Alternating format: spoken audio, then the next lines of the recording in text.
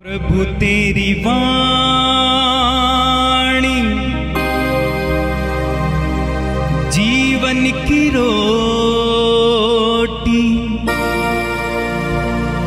नयनों की ज्योति, अंधेरा मिटाती।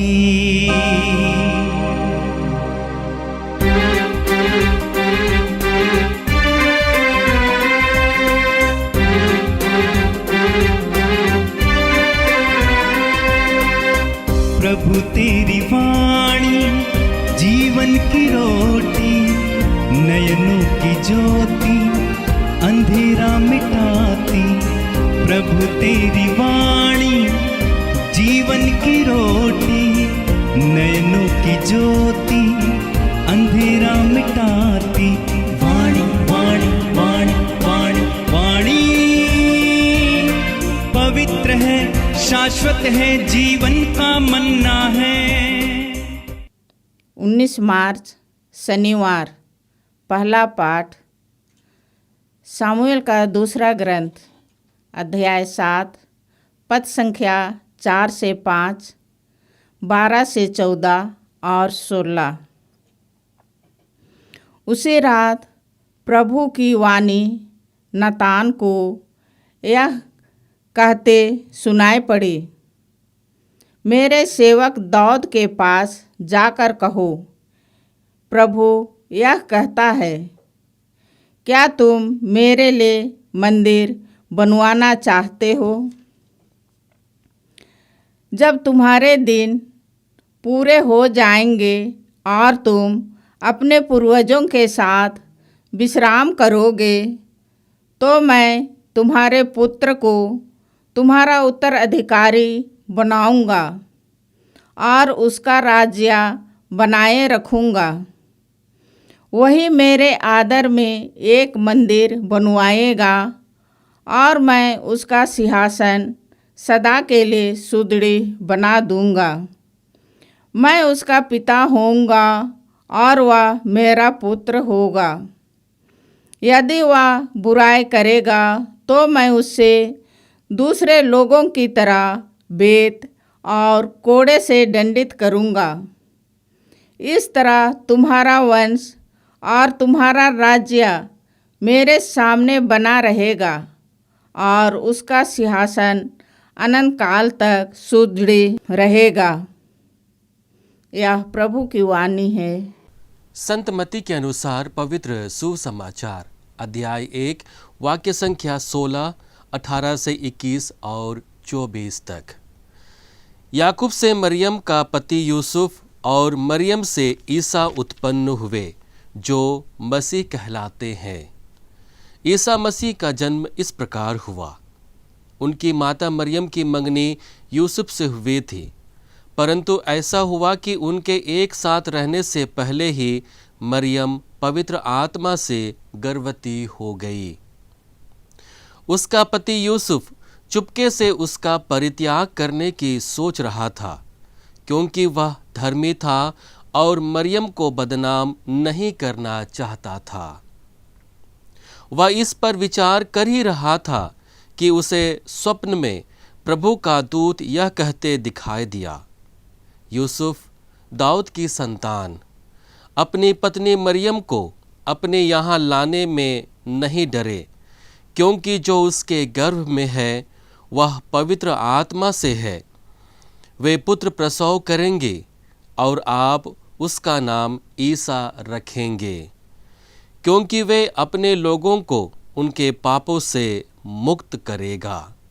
यूसुफ नींद से उठकर प्रभु के दूत की आज्ञा अनुसार अपनी पत्नी को अपने यहाँ ले आया।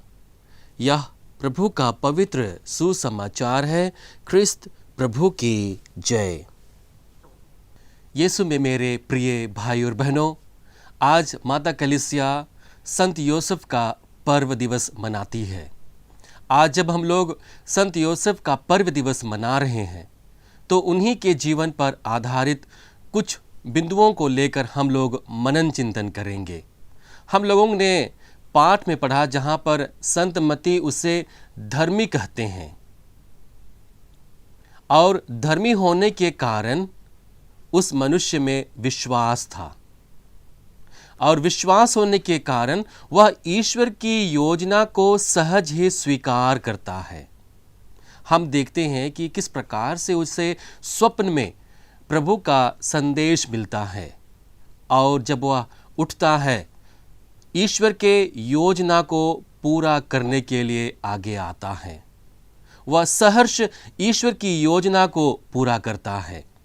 आज का पहला पाठ सामुएल के दूसरे ग्रंथ अध्याय 7 से लिया गया है, जहां पर हम देखते हैं कि नबी नातान को प्रभु की वाणी सुनाई पड़ती है।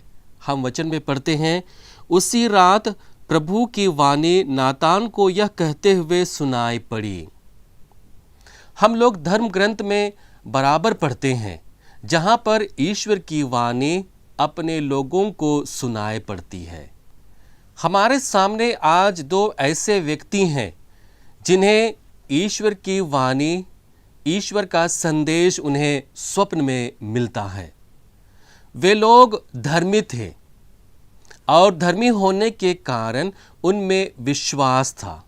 धर्मी व्यक्ति कौन होते हैं? इसके लिए आज के दूसरे पाठ में जो रोमियो के नाम संत पौलुस के पत्र से लिया गया है, वहाँ संत पौलुस धर्मी के गुणों के बारे में बताते हैं कि किस प्रकार से इब्राहिम अपने विश्वास के कारण धर्मी माना जाता है, ना कि अपने कार्य के द्वारा। हम वचन में पढ़ते हैं, ईश्वर ने इब्राहिम और उसके वंश से प्रतिज्ञा की कि वे पृथ्वी के उत्तराधिकारी होंगे। या इसलिए नहीं हुआ कि इब्राहिम ने संहिता का पालन किया, बल्कि इसलिए कि उन्होंने विश्वास किया और ईश्वर ने उन्हें धार्मिक माना है। ईश्वर ने उन्हें धार्मिक माना क्योंकि उसने ईश्वर पर विश्वास किया कि जो ईश्वर की योजना है, जो ईश्वर का संदेश है, वह अवश्य पूरी होगी। और इसलिए उन वचनों पर उसने विश्वास किया, और इसलिए ईश्वर ने उन्हें धार्मिक बनाया। और इसलिए हम यहाँ देखते हैं कि धर्मी मनुष्य में सबसे महत्वपूर्ण गुण क्या है? विश्वास का गुण, विश्वास का वरदान। जिस प्रकार से नबी नातान को विश्वास का वरदान मिला था, और जब ईश्वर की वाणी उसे सुनाई देती थी, तब वह बिना डरे निडर होकर वह राजा के सामने जाता है और ईश्वरीय योजना को, ईश्वरीय वाणी को बताता है, और उस प्रकार से वह एक माध्यम बनता है ईश्वरीय योजना को पूर्ण करने के लिए। ठीक वैसे ही हम देखते हैं संत यूसुफ के जीवन में। जब यूसुफ को पता चलता है कि उसकी पत्नी विवाह से पहले ही गर्भवती है, तब वह उसका चुपके से परित्याग करने की सोचता है। तब प्रभु का दूत उसके स्वप्न में आकर उसे प्रभु का संदेश सुनाता है। हम वचन में पढ़ते हैं, यूसुफ दाऊद की संतान अपनी पत्नी मरियम को अपने यहाँ लाने में नहीं डरे, क्योंकि उनके जो गर्भ में है वह पवित्र आत्मा से है। तो हम यहाँ देखते हैं कि संत मत्ती सबसे पहले यूसुफ को धर्मी कहकर पुकारता है, और जब प्रभु का दूत उसे यह संदेश देता है कि माता मरियम के गर्भ में जो पुत्र है, जो बेटा है, वह पवित्र आत्मा से है, वह ईश्वर का पुत्र होगा, और किस प्रकार से वह लोगों के पापों को हरेगा। जब इसके विषय में उसे बताया जाता है, तब वह उसे स्वीकार करता है, तब वह उस पर विश्वास करता है। और इसलिए संत मत्ती सबसे पहले यूसुफ को धर्मी कहकर पुकारता है, क्योंकि उन्होंने ईश्वरीय योजना को स्वीकार किया, ईश्वरीय योजना पर विश्वास किया। यीशु में मेरे प्रिय भाई और बहनों, हम सभी ख्रिस्ती विश्वासी धार्मिकता का जीवन जीने के लिए बुलाए जाते हैं, और जब हम इस पवित्र काल में अपने आप को और अपने आप के जीवन के विषय में मनन चिंतन कर रहे हैं, जीवन को ईश्वरीय योजना से जोड़कर देख रहे हैं, तो हमें ज़रूरत है कि हम प्रभु से विश्वास का वरदान मांगे और उसी विश्वास पर निहित अपने जीवन को जीने लगे। वर्तमान के संत पापा फ्रांसिस को जब संत पापा का दायित्व सौंपा गया तो उन्हें अर्जेंटीना से इटली आना था। उनके पास बहुत सारी चीज़ें थे जिनको वह छोड़कर जाना चाहता था, लेकिन उनमें से एक चीज़ को वह अपने साथ लेकर इटली जाना चाहता था और वह था सोते हुए यूसुफ की प्रतिमा। उनके जीवन में सोते हुए यूसुफ ने बहुत गहरा प्रभाव छोड़ा था। इसलिए संत पापा सबसे पहली बात कहते हैं कि जब संत यूसुफ सो रहा होता है तो वह कलीसिया की देखभाल करता है। दूसरी बात संत पापा कहते हैं कि संत यूसुफ एक मजबूत और मूक व्यक्ति हैं, चुप रहने वाले व्यक्ति हैं, शांत स्वभाव के व्यक्ति हैं, जो बोलते बहुत कम हैं लेकिन एक मजबूत रक्षक के रूप में है। इसलिए संत पापा कहते हैं कि वह एक मूक व्यक्ति नहीं बल्कि एक चौकस रक्षक है। चौकसी से कलीसिया की रक्षा करता है, ठीक वैसा ही जैसा उन्होंने माता मरियम और यीशु को हेरोद के हाथों से बचाया। हम संत मत्ती के सुसमाचार अध्याय 1 वाक्य संख्या 19 में पढ़ते हैं, जहां पर संत मत्ती यूसुफ को धर्मी व्यक्ति कहता है और धर्मी व्यक्ति होने के कारण वह अपनी प्रार्थनाओं के द्वारा कलीसिया की देखभाल करता है। हम याकूब के पत्र अध्याय 5 वाक्य संख्या 16 में पढ़ते हैं, जहां पर वचन कहता है, धर्मात्मा की भक्ति में प्रार्थना बहुत प्रभावशाली होती है।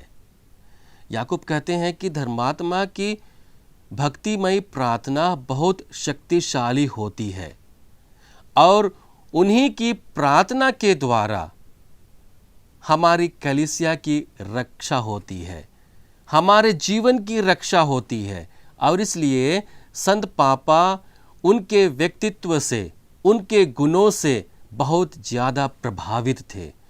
और इसलिए जब संत पापा 2015 में फिलीपींस की यात्रा पर गए थे, तब उन्होंने परिवार को संबोधित करते हुए उन लोगों से कहा था कि संत यूसुफ मेरे आदर्श हैं, क्योंकि सोते हुए यूसुफ कलीसिया की देखभाल करता है।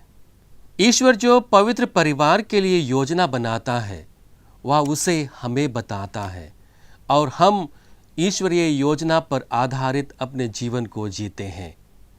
और इसलिए संत पापा कहते हैं कि जब भी मैं समस्याओं में फंस जाता हूँ, चुनौतियों का सामना करता हूँ, विकट परिस्थितियों का सामना करता हूँ, तब उन परिस्थितियों में अपनी चिंताओं को, अपने कष्टों को, अपने दुखों को कागज पर लिखकर सोते हुए यूसुफ के सिर के नीचे रख देता हूँ और उनसे प्रार्थना करता हूँ और ईश्वर के द्वारा उनका समाधान प्राप्त होता है।